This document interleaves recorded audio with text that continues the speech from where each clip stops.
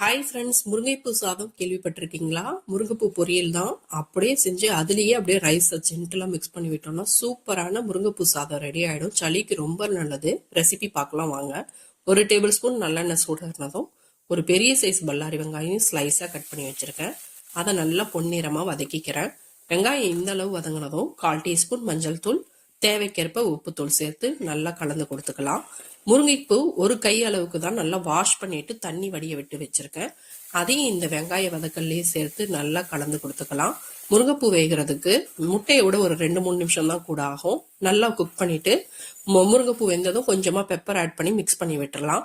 ஒரே ஒரு முட்டை தான் இருந்தது, அதனால அதை உடச்சி சேர்த்துக்கிட்டேன். முட்டை நிறைய பிடிக்கும்னா நிறைய கூட சேர்த்துக்கலாம். நல்லா முட்டையை வெந்ததுக்கு அப்புறமா முட்டை பொரியல் மாதிரியே ரெடி ஆயிடுச்சு பாருங்க. இதுல தனியா வெடிச்சு வச்சிருக்கிற ரைஸ் ஜென்டலா மிக்ஸ் பண்ணி விட்டா அருமையான முட்டை சாதம் ரெடி.